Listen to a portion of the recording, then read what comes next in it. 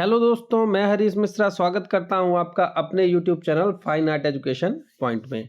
आज हम हमारे 100 प्रश्नों वाली शताब्दी एक्सप्रेस का भाग 3 आपके लिए लेकर के आए हैं। तो आज हम भाग तीसरे में 100 प्रश्न को कम से कम समय में कवर करेंगे, जो कि कोशिश रहेगी कि हमारी ये जो शताब्दी एक्सप्रेस है वो 30 मिनट के अंदर अंदर इस पेपर को सॉल्व करे। तो प्रश्न अगर कोई ऐसे हैं जो गलत हो जाते हैं जल्दबाजी में बोलते समय, तो उस पर आप कमेंट कर सकते हैं, क्योंकि ऐसा नहीं हो सकता कि हमने बोला तो वही आंसर सही होगा। हम इसमें जो आंसर बताते हैं वो एक तो जो इसके आंसर हैं और दूसरे जो हमारे लॉजिक के हिसाब से जो इसमें गलत थे वो हमने अपनी तरफ से सही कर दिए हैं। फिर भी अगर किसी एक आध प्रश्न में त्रुटि रह जाती है तो उस पर आप कमेंट कर सकते हो, ठीक है। तो और जो लोग भी इन वीडियो को देखा करें तो कमेंट भी एक बार चेक कर लिया करें, ठीक है। उसमें पिन कर दिया जाएगा अगर कोई ऐसी चीज़ रहेगी तो शुरू करते हैं अपनी आज की क्लास। पहला प्रश्न है हमारे सामने, नंदलाल बसु ने हरिपुर में आयोजित अखिल भारतीय कांग्रेस कमेटी का बैनर किस सन में चित्रित किया? तो नंदलाल बोस ने 1937 से 38 के बीच में हरिपुरा पैनल बनाया था, जिसकी विषय वस्तु थी भारतीय ग्राम्य जीवन। उस चित्रकार की पहचान करें जिसका कार्य पटुआ की लोक शैली और बाइजेंटाइन मसीह का संकलन है। तो पटुआ की लोक कलाकार यानी कालीघाट की लोक कला की बात कर रहा है, और कालीघाट की लोक कला से प्रभावित थे यामिनी राय। तो राइट आंसर यामिनी राय हो जाएगा। तीन बहनें किसने चित्रित किया है? तीन बहनें अमृता शेरगिल का प्रसिद्ध चित्र है। रवीन्द्रनाथ के चित्रों की पहली प्रदर्शनी कहाँ आयोजित हुई थी? तो रवीन्द्रनाथ के चित्रों की पहली प्रदर्शनी, अगर लंदन और पेरिस में कोई कंफ्यूजन होता है तो ध्यान रखना, पेरिस में आयोजित हुई थी, लंदन में नहीं। तो राइट आंसर पेरिस हो जाएगा। नेक्स्ट क्वेश्चन देखते हैं, किसने रवीन्द्रनाथ टैगोर की पुस्तक सहज पाठ का इलस्ट्रेशन बनाया था? तो सहज पाठ की जब बात आएगी तो नंदलाल बोस, सहज पाठ का चित्रण जो है नंदलाल बोस ने किया था। यामिनी राय किससे प्रभावित थे? तो यामिनी राय कालीघाट के पटचित्रों से प्रभावित थे, और पटचित्रों की मुख्य रूप से रेखांकन, उनकी रेखांकन से प्रभावित थे। कुरुक्षेत्र नामक चित्रकृति किसकी रचना है? तो दिए गए विकल्प कुरुक्षेत्र नंदलाल बोस के द्वारा बनाया गया चित्र है। किस चित्रकार ने प्रथम व्यंग्य चित्र बनाया था? तो प्रथम व्यंग्य चित्र गगनेन्द्र नाथ टैगोर ने बनाया था। भारत के प्रथम घनवादी चित्रकार गगनेन्द्र नाथ टैगोर माने जाते हैं। कौन से वर्ष में Indian society of oriental art की स्थापना हुई थी? तो 1907 में Indian society of oriental art की स्थापना अवनींद्र नाथ ने अपने भाई गगनेन्द्र नाथ के साथ मिल करके, स्थापना पूछे तो अवनींद्र नाथ ही सही होगा, गगनेन्द्र नाथ नहीं सही होगा, ठीक है। तो Indian society of oriental art की स्थापना 1907 में अवनींद्र नाथ ने की थी। जहांगीर आर्ट गैलरी किस शहर में स्थित है? तो जहांगीर आर्ट गैलरी बंबई में स्थित है। Right answer Bombay. हंस दमयंती के चित्रकार हैं, हंस दमयंती राजा रवि वर्मा का चित्र है। तो राइट आंसर हो जाएगा राजा रवि वर्मा। शकुंतला वियोग, शकुंतला वियोग भी राजा रवि वर्मा का है, सही हो जाएगा राजा रवि वर्मा। सन 1894 में मुंबई घाटकोपर में किसने लिथोग्राफी प्रेस खोली और चित्रों की प्रतिकृतियां छपवाई? तो 1894 में मुंबई के घाटकोपर में राजा रवि वर्मा ने लिथोग्राफी प्रेस खुलवाया था। यूरोपीय तैल चित्रण पद्धति में सर्वप्रथम जो चित्रकार कुशल बने वो थे। तो यूरोपीय तैल चित्रण सबसे पहले राजा रवि वर्मा ने किया था। राजा रवि वर्मा ने देवताओं और देवियों के चित्र की आवश्यकताएं पूर्ण करने के लिए निम्नलिखित शैलियों में से किस शैली का चयन किया? अब देखो, अब इस पर जब बात आ जाएगी तो हम डिजिटल प्रिंट नहीं, उसे ऑलियोग्राफ प्रिंट कहेंगे। राजा रवि वर्मा के चित्र अगर डिजिटल प्रिंट और ऑलियोग्राफ प्रिंट दोनों आए तो ऑलियोग्राफ प्रिंट ही लगाना है। तो राइट आंसर हो जाएगा ऑलियोग्राफ प्रिंट के द्वारा राजा रवि वर्मा ने चित्रों को घर घर तक पहुंचाया था। राजा रवि वर्मा के जीवन पर आधारित चलचित्र का नाम है, राजा रवि वर्मा के जीवन पर आधारित जो पिक्चर बनाई गई है उसका नाम है रंगरसिया। तो राइट आंसर है रंगरसिया।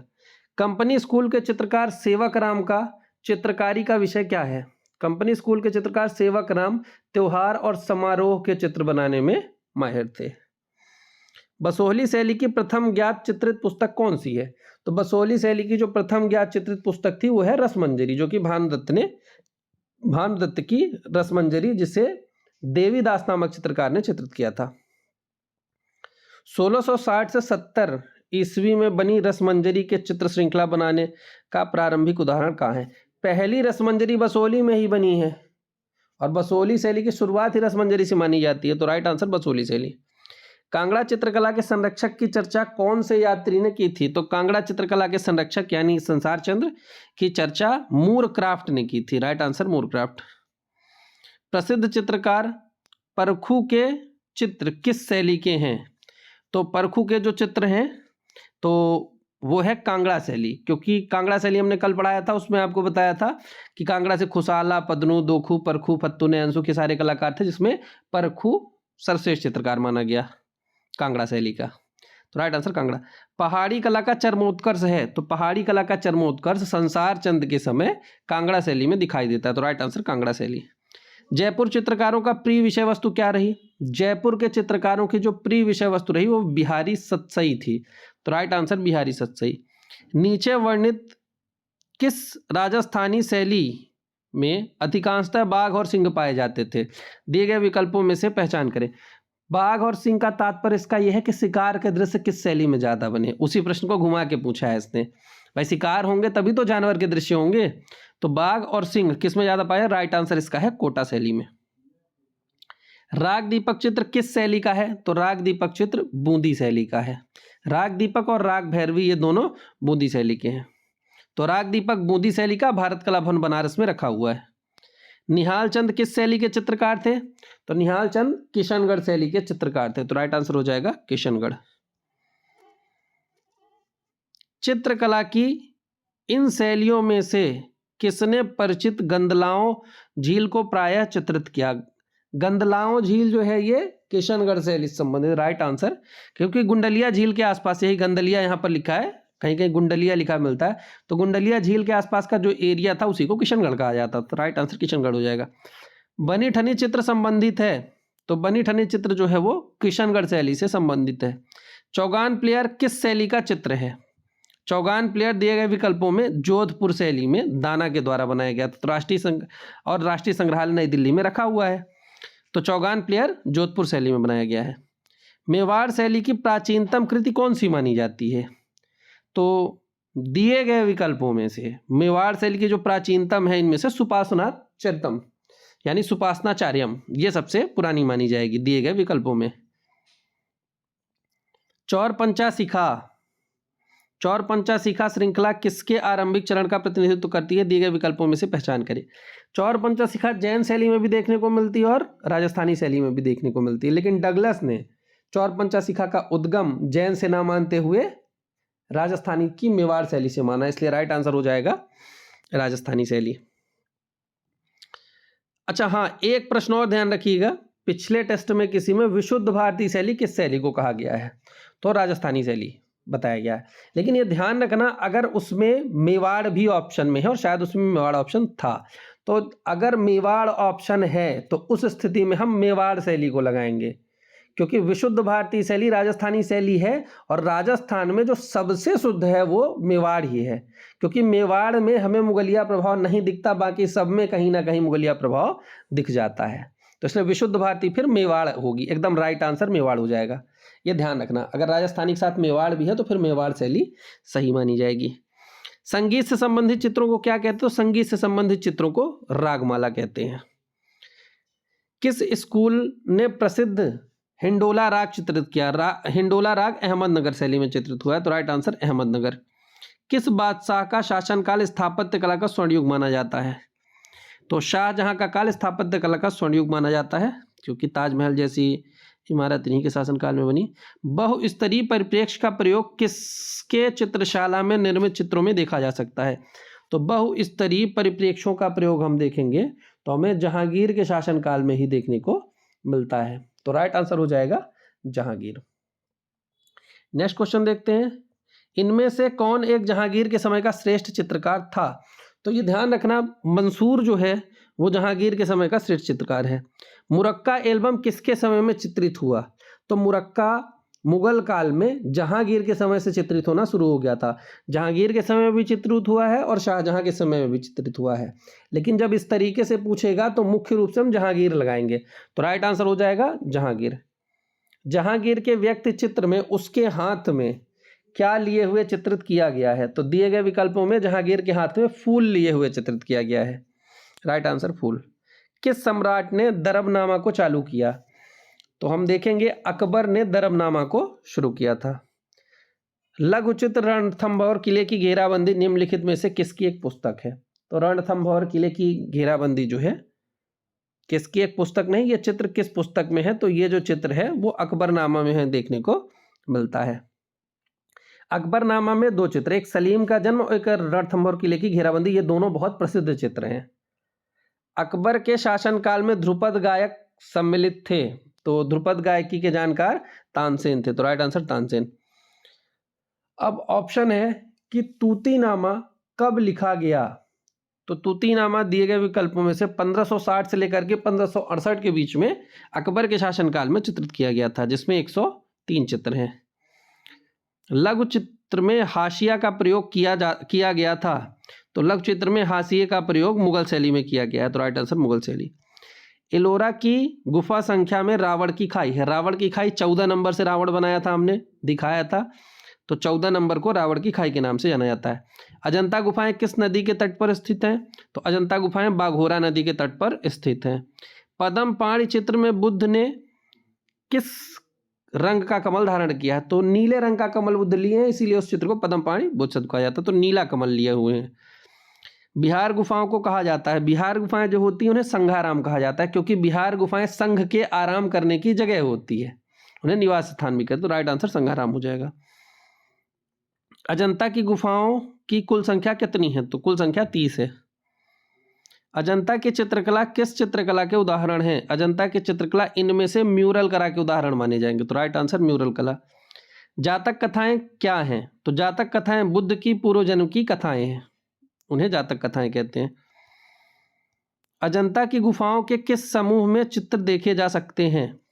तो अजंता में 1, 2, 9, 10 और 16, 17, सी नंबर सही हो जाएगा। 1, 2 में मिल जाएंगे, 9, 10 में मिल जाएंगे और 16, 17 में चित्र देखने को मिल जाएंगे।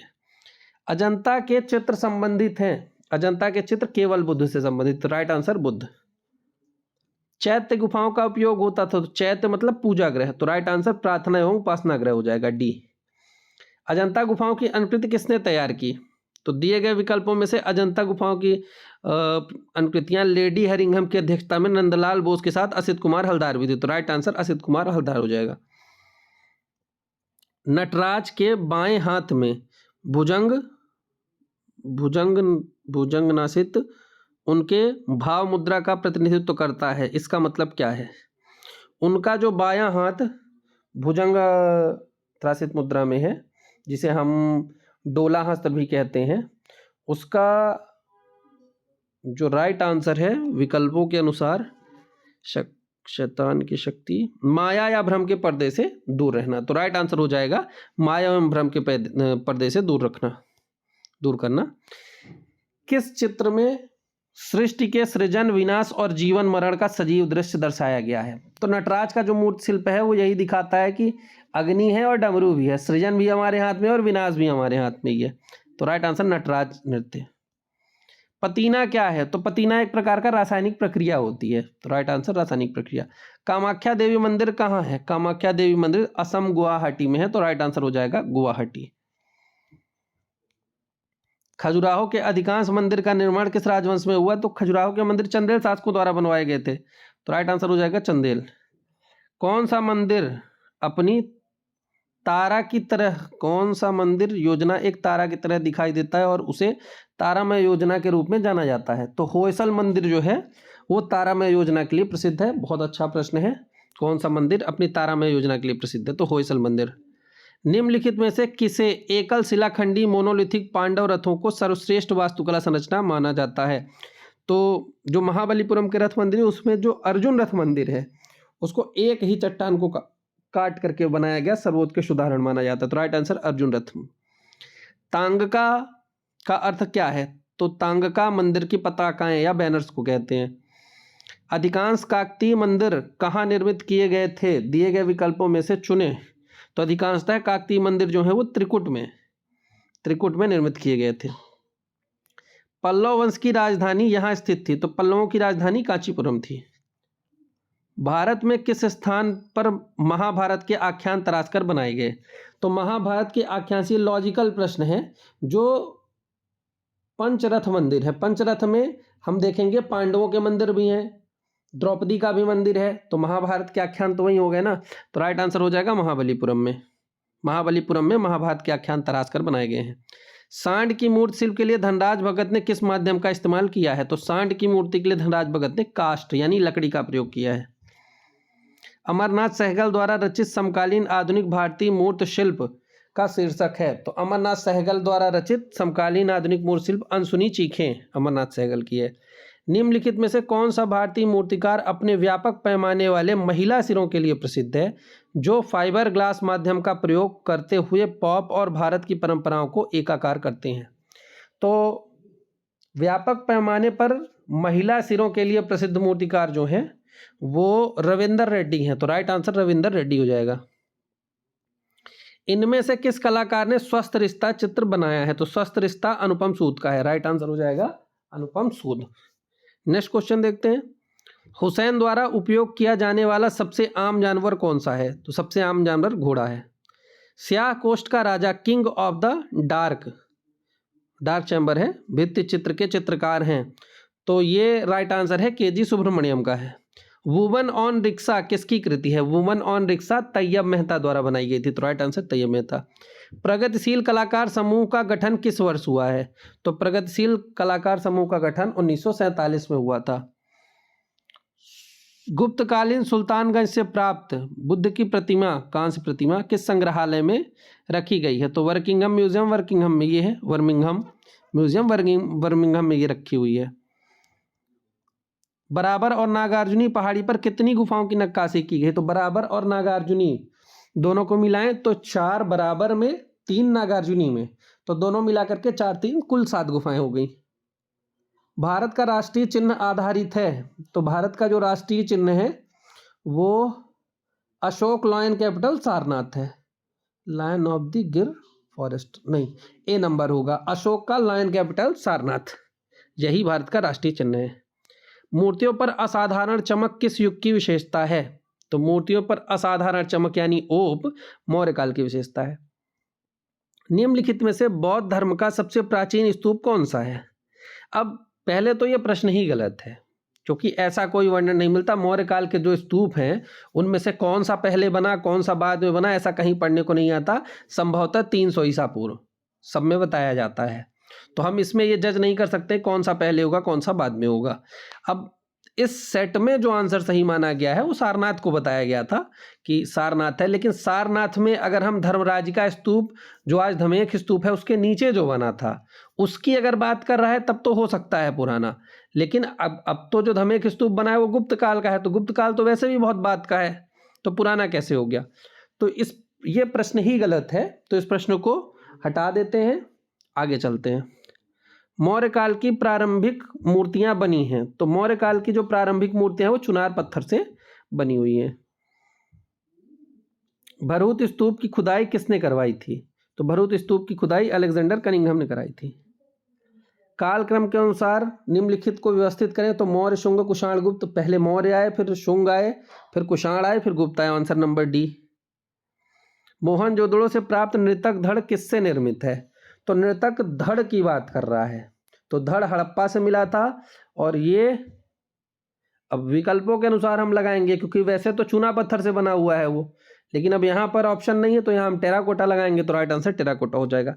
लेकिन मूल रूप से वो जो बना हुआ है वो नृतक धड़ जो है वो काला चूना पत्थर से बना है या सिलेटी चूना पत्थर।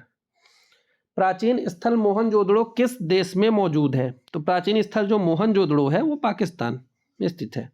मदर गॉडेस की मूर्ति किस माध्यम में है? तो मदर गॉडेस की मूर्ति जो है वो टेराकोटा माध्यम में है। मोहनजोदड़ो से प्राप्त नर्तकी किससे निर्मित है? तो मोहनजोदड़ो से प्राप्त जो नर्तकी है वो कांसे से निर्मित है। किस स्थान पर पक्षी का पिंजड़ा पाया गया? तो पक्षी का पिंजड़ा हड़प्पा से मिला है। सिंधु घाटी कला में इनमें से कौन सा पेड़ अत्यधिक दृष्टव्य होता है? तो सिंधु घाटी कला में इनमें से बरगद का पेड़ सर्वाधिक दृष्टव्य होता है। पुरातात्विक स्थल लोथल कहाँ स्थित है? तो लोथल गुजरात में स्थित है। सिंधु घाटी सभ्यता के उत्कृष्ट अवशेषों में व्यापक विस्तार में मिले अवशेष किसके हैं? तो सिंधु घाटी सभ्यता के जो अवशेष हैं उसमें ज़्यादातर सुव्यवस्थित नगर योजना मिली है हमें। एक घन के सामने से अवलोकन पर उसके कितने आयाम दिखाई देते हैं यदि घन का एक किनारा आपके ठीक सामने बीचों बीच हो और यह आपकी दृष्टि स्तर से नीचे। अगर दृष्टि स्तर से नीचे हो गया तो हमें ऊपर वाला हिस्सा भी दिख जाएगा, और कॉर्नर में रखा है तो 2 फलक वैसे दिखाई देंगे, तो कुल 3 फलक हो जाएंगे। राइट आंसर हो जाएगा 3। सिंधु घाटी की कला का परिज्ञान होता है, तो सिंधु घाटी की कला का जो परिज्ञान होता है वो हमें हड़प्पा मोहनजोदड़ो दोनों से होता है। तो राइट आंसर हो जाएगा उपरोक्त दोनों में से, क्योंकि कला की बात कर रहा है ना, तो कला तो हड़प्पा से भी मिली और मोहनजोदड़ो से भी मिली। विशालकाय महापरिनिर्वाण बुद्ध भारत में कहाँ स्थित है? तो महापरिनिर्वाण बुद्ध अजंता में बने हैं और कुशीनगर में बने हैं, तो 2 जगह मिलेंगे। तो राइट आंसर हो जाएगा बी। अंतराल को कहते हैं, अंतराल को कलाकार का कार्य क्षेत्र कहा जाता है, तो राइट आंसर क्षेत्र हो जाएगा। यूरोपीय चित्रों के प्रभाव के पश्चात मुगल चित्रों में क्या शैलीगत विशेषता विकसित हुई? तो मुगल चित्रों के प्रभाव जब मुगल शैली में यूरोपीय चित्रों का प्रभाव जब मुगल शैली में आया तो उससे जो नई शैलीगत विशेषता विकसित हुई वो थी नैसर्गिक प्राकृतिक अभिव्यक्ति। Right answer A. एलोरा स्थित कैलाशनाथ मंदिर है तो शिला काट है, पत्थरों से निर्मित नहीं है, शिला काट, एक ही चट्टान को काट करके बनाया गया है, रॉक कट। तो राइट आंसर बी हो जाएगा। हमारे भारतीय राष्ट्रीय ध्वज में चक्र किसका प्रतीक है?